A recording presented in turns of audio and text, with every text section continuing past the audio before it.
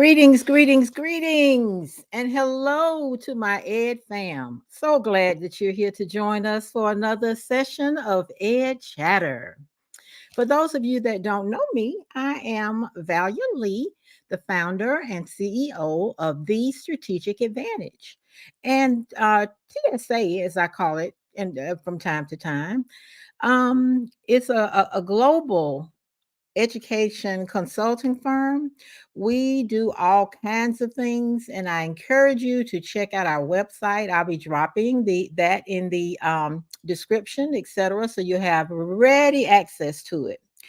What I'd like to do is to tell you that we offer professional learning, we offer speaking engagement topics, and just about any and everything that is associated or remotely associated with education.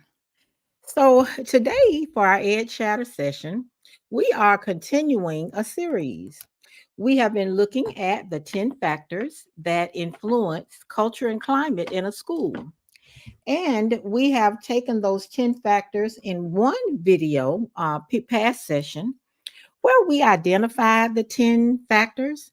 And then we went on to follow up with some subsequent videos whereby we talked about the individual ones, because the original video talked about the 10 and we just gave a brief overview. And then since that time, we have been doing follow-up videos on some of the factors, taking a closer look or slash deeper dive at some of those. Now, I want to tell you, I've been learning how to use this marvelous system to get this information out to you. And I still haven't mastered it, but I'm not giving up. What I'd like for you to do right now is to go to the comment section and tell me, where are you coming from to join this video? In other words, put your city and state in the comments. That's going to do two things for me. It's going to let me know where you are coming from, but it's also going to let me know if you can, in fact, hear and see this video. What I have is a situation where the other day I had a dynamite guest on. Oh my goodness, she did a beautiful job. And lo and behold, I did something, or I don't know what happened to it, but the bottom line, the video was not where I could access it. Needless to say, I was so outdone. Listen, while I've got you and you're putting your city and state in the comments, put in that like, hit that thumbs up for the like, the to like this video. I also ask that you will share this video. I don't guess I need to have lipstick on my teeth today, but at any rate, I also ask that you will share this video so that everyone can have access to the information that's going forward. So again, today we are continuing our series entitled For the Culture, where we've been looking at those 10 factors. And today we're going to be looking at student engagement. Now, this session on student engagement is going to look at the fact that the teacher is the primary deciding factor in the classroom. They've got to plan the lessons, deliver the lessons, assess the lessons, assess student performance, and determine what needs to be retaught or how a lesson can be enriched. Then we look at the fact that the student follows the teacher in terms of the next deciding factor in the classroom. What we have is a situation whereby we've got to make certain that the student is interested in the lesson, that he or she is in a state of readiness to receive the lesson, and it may look at some of the students' willingness to engage in the lesson. So all of those things come into play as it relates to student engagement. So we're going to go ahead on and dive into it. And I'm excited about the fact that I have outlined 12, I'm going to call it the what, the doable dozen for engaging students in the learning process. All right. Let's take a look at what those 12 items are. Because when we get them involved, them being the students involved in the lesson, they're more apt to remember the information that's being taught. It's going to motivate them with the lesson. And so these strategies and techniques are very, very important for engaging students and implementing curriculum. The first thing is group discussions. We want to make certain that students have an opportunity to share their thoughts in small groups. And I'm going to add to that that we want to make certain that those groups are flexible. We won't talk a lot about the flexible grouping today, but we will in Friday's session, which will be a continuation of student engagement. So today and Friday's noon session will be on student engagement. So when we have group discussions, that's considered active learning. That's really engaging when they can get to talk to their peers. Of course, they're social beings. They want to talk to their peers, etc. And this is a means for them to do that. All right. So then the next consideration is to make certain that they get an opportunity to explain their concepts to each other. Again, they're social beings. We're looking at the number one of the dozen, which is active learning. So we're talking about group discussions, and we're talking about let them do peer teaching. Let them teach their peers about certain aspects of the lesson.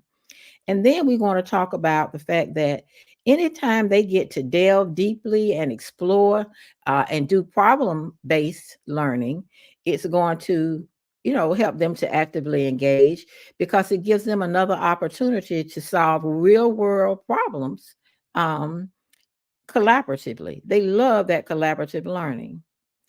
The next thing that's going to engage students in the learning process is interactive technology. You and I both know that with PlayStation 5s, Wii, you name it, so many different mechanisms by which students engage in gaming. But the bottom line is interactive technology. They love that. So when we can integrate technology into the lesson, and especially if it's interactive, like tools where you're taking a poll, such as Kahoot, or there is another one that's called Poll. They get an opportunity to relate, respond interactively or with using technology. Another piece to the technology is something that's called a learning management system. You may know it as an LMS. And through the LMS, students can engage in lessons, respond appropriately to assigned tasks, etc. So that is an opportunity for students to, really engage through those interactive technology platforms, such as I said, Kahoot and Poll. Not only that, a lot of the school districts and schools have purchased response mechanisms where they are handheld and they show on the overhead. I said overhead, I'm dating myself.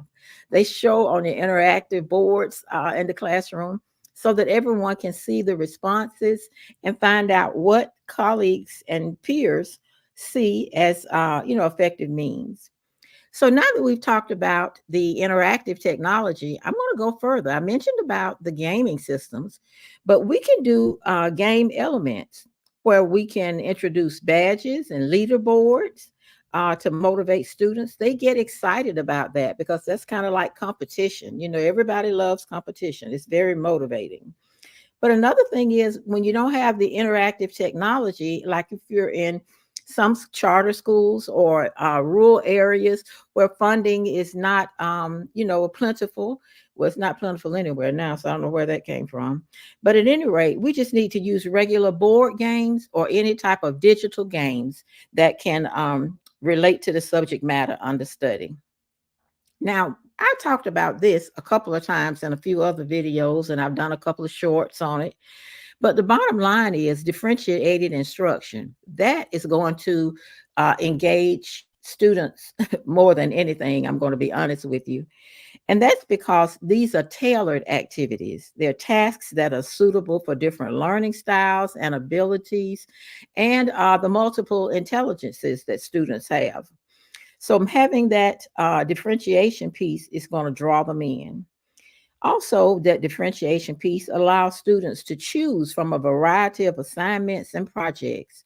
When I taught English language arts during my teaching career, I would have centers set up. I taught middle school and I've taught high school. I began my career as an elementary teacher.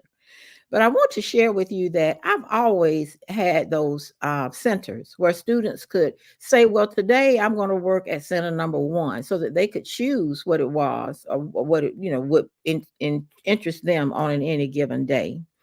So that when they are allowed to choose from a variety of assignments and projects, they really buy into it because they've made the selection in terms of how they will work that day.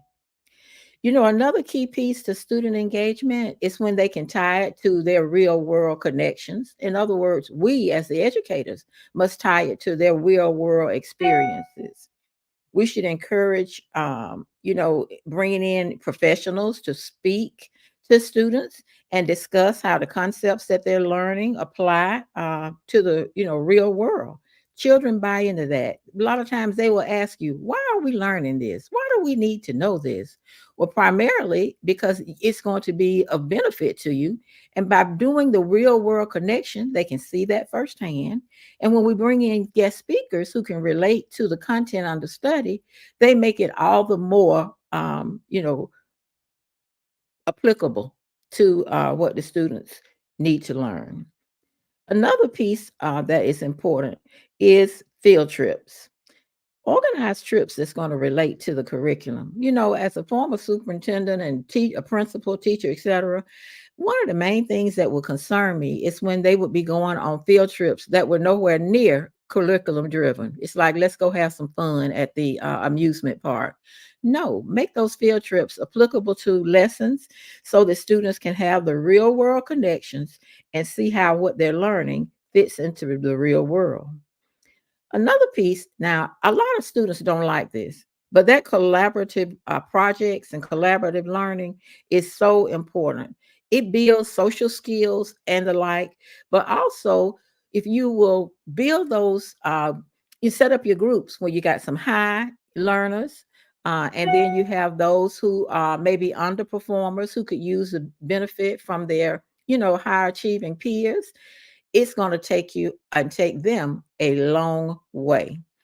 So make certain that when you are, putting together things that are going to encourage the students, let them work on those group projects. Now, there are a number of students who say, I don't like to work in groups. And those are the ones that we must really motivate and encourage to actively participate. When we get on board Friday with student engagement, we're going to talk about how um, the teacher can monitor and assess each student's performance doing group projects. Some students are concerned about, I don't want to be doing all the work. Sometimes parents will bring that up too. My child doesn't like to work in groups because typically they just want to lean on my child. My child ends up doing all the work, but everybody else gets the grade too. So there are means and mechanisms by which teachers can set up those collaborative efforts and make certain that everyone is an active participant and that they are assessed accordingly.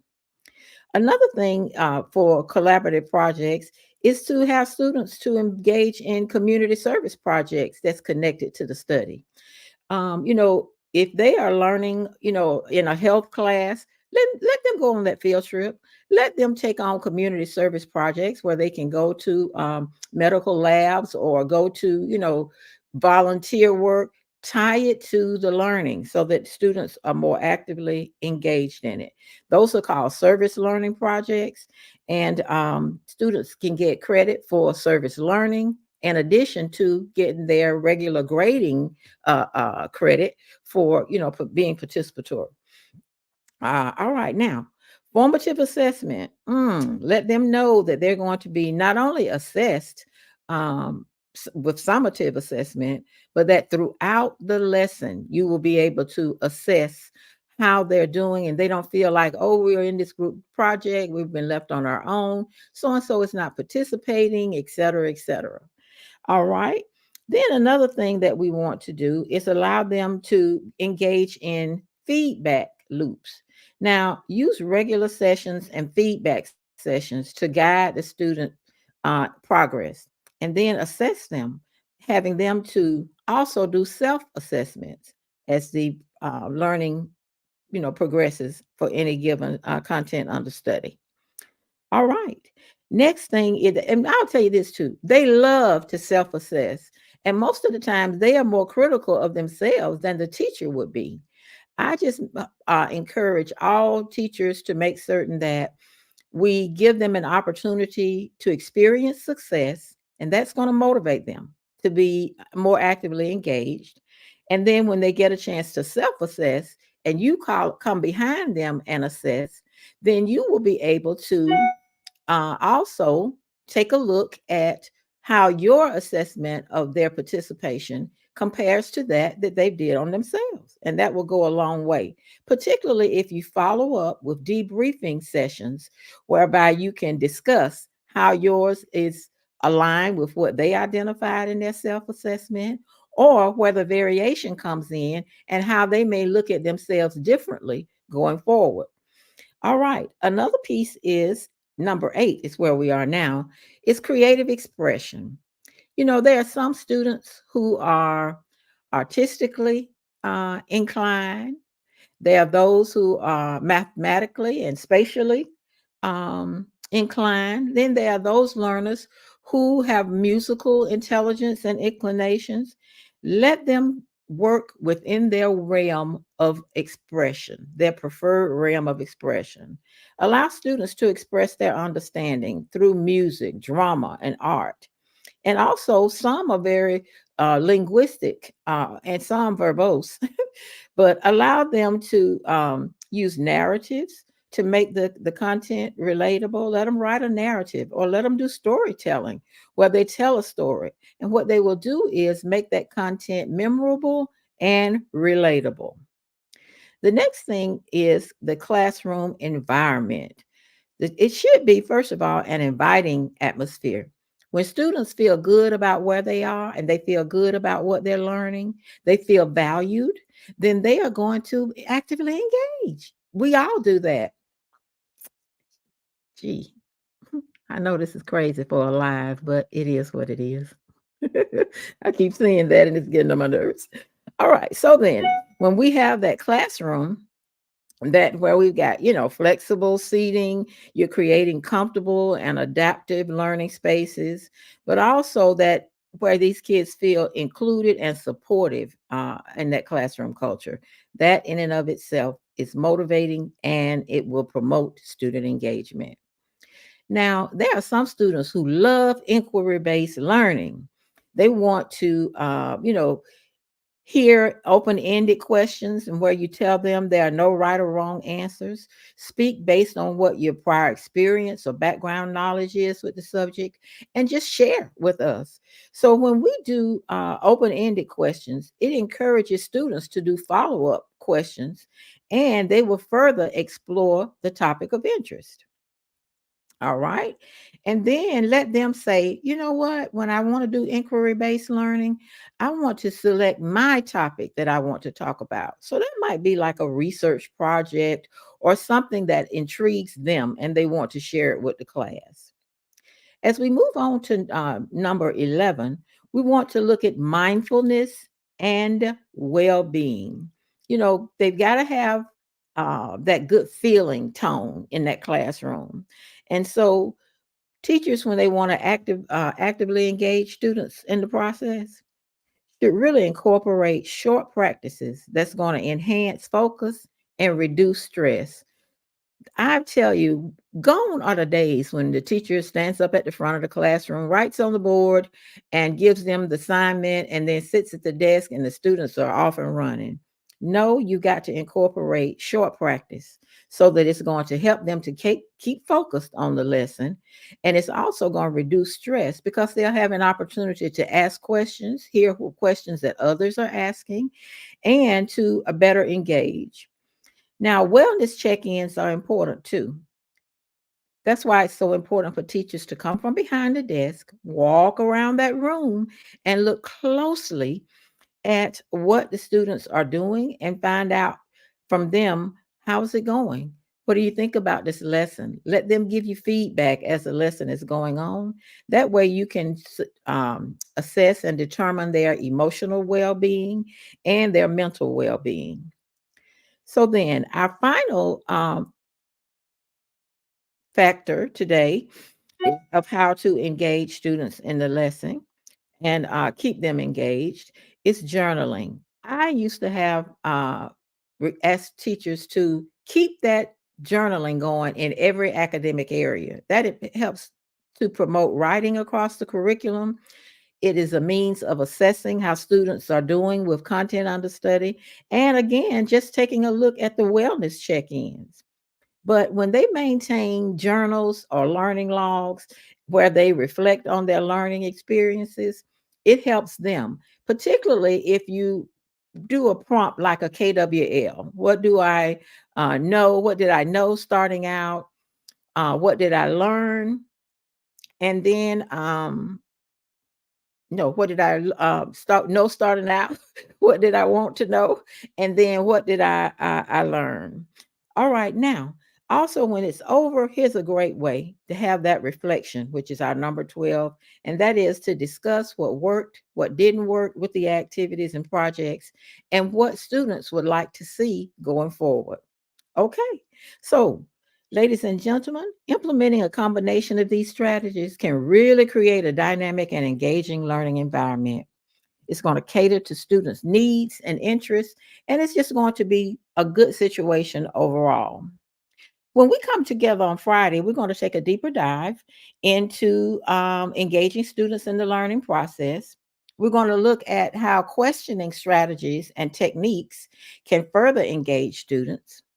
We're going to look at personalized learning, and that's when we take differentiation really to the 10th power, where we not only look at different groups, et cetera, but delve deeper into individual student learnings, talk about using technological tools to and computer assisted instruction so that we can work with individual students, personalized learning to meet them at their individuals and personal needs. We're going to look better at flexible grouping.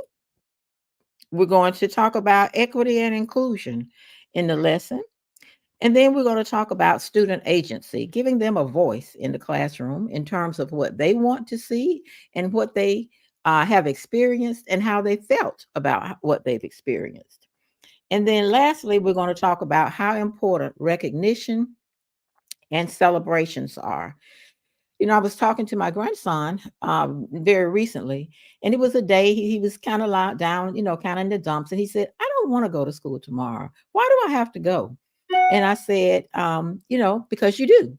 And he says, well, I mean, I'm just tired. I don't. And I had to explain to him that, you know, your pay, school is your job, and your pay is your grades, and your pay is being engaged in lessons and doing activities and things that you like to do. So I explained to him that he has a long way to go because he's fourth grade. And I shared with him, I said, I'm going to talk to you about the degrees that I have and the degrees your mother has, because my daughter is a professor and has, her doctorate, etc. And I said, that has been paid every step of the way. And he loves to spend and buy. And I said, you see how these things you want? In order for you to have things like that and more of them, when you get an adult and your kids are asking you for them, you're going to have a good livelihood slash job. And this schooling that you're doing now, even in fourth grade, is laying the foundation for you to be successful as an adult. So sometimes we have to stop and break it down to them on their level and give them a better understanding. And by the time we were done and I was using a little of his vernacular, I said, see, when you want to make that cheddar, and he just laughed. So the bottom line is that's a part of student engagement too, supporting the work from home. And it's going to take everybody, all hands on deck, for these young people to get what they need, and to be feeling great about being in school and taking an active participation in the learning process. All right. Thank you so much for joining me today. I appreciate you, and I hope that you will have a great day and that you will continue to log in to EdChatter. If you have not subscribed to the Strategic Advantage channel, please do, because we want to make certain that this information gets out to people. Now, you might say, you haven't said not one thing today that I didn't already know. Well, that means that you've been at this work for a while. But I shared in a previous video that there are a number, I mean, they are in the thousands across the nation and many in our state and local school systems where we've had to hire people who were working for, I'm going to say, Lowe's before their first day of school this year. And so, and they don't have the pedagogy, they don't have the particulars that we're going to be sharing. And as I said in another video, my desire is to shore up and close any gaps and holes from the teaching and leadership perspective so that students can have a high quality education and not have unfair and inadequate learning experiences. Hey, thank you again. Like this video, subscribe to the channel, and share this video, particularly if you work somewhere or know someone who is struggling right now. We're coming up on the mid-year. We passed the first, progress report. Let's try to help people, and let's try to continue to help each other. God bless. Thank you for joining us.